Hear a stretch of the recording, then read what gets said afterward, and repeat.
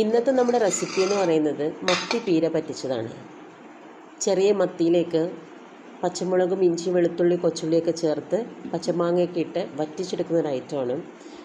എനിക്കിത് എന്ന് വെച്ചാലും ഭയങ്കരമായിട്ട് എനിക്ക് എൻ്റെ ഫാദറിനെ മിസ് ചെയ്യും. കാരണം എൻ്റെ ഫാദറിൻ്റെ ഭയങ്കര ഇഷ്ടപ്പെട്ട ഒരു ഐറ്റമാണ് ഈ മത്തിപ്പീര എന്ന് പറയുന്നത്. അപ്പം നമുക്ക് റെസിപ്പി കണ്ടിട്ട് വരാം. ഫസ്റ്റ് മത്തിയൊക്കെ കഴുകി വൃത്തിയാക്കി എടുത്ത് ചെറിയ ചെറിയ പീസാക്കി കട്ട് ചെയ്ത് പച്ചമാങ്ങയും ചെറുതായിട്ട് കട്ട് ചെയ്ത് നമ്മൾ കട്ട് ചെയ്തെല്ലാം ചട്ടിയിലിട്ട് കൊടുക്കുന്നു.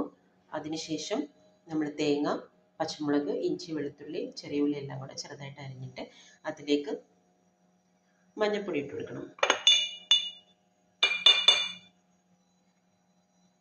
മഞ്ഞൾപ്പൊടി, എരിവിന് വേണ്ടിയിട്ട് ഒരു ശകലം മുളക് പൊടി, എന്നിട്ട് ഇതെല്ലാം നന്നായിട്ട് തിരുമ്മി അടയ്ക്കണം.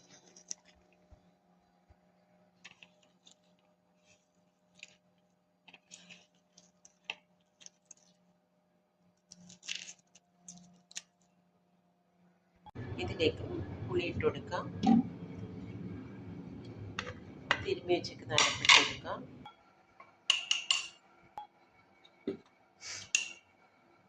ഇതിലേക്ക് ഇച്ചിരി കുരുമുളക് പൊടി ഇട്ട് കൊടുക്കാം.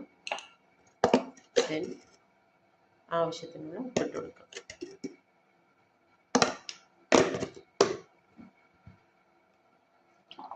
എന്നിട്ട് വെളിച്ചെണ്ണ ഒഴിച്ച് നന്നായിട്ട് മൊത്തത്തിൽ തിരുമ്മി ഉടയ്ക്കാം. നന്നായിട്ട് മത്തിയും ഈ പുളിയും മാങ്ങയും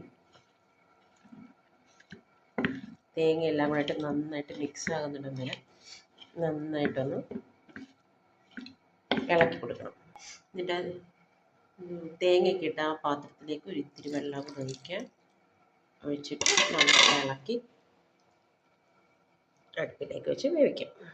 വെച്ച് അടച്ചു കൊടുക്കും.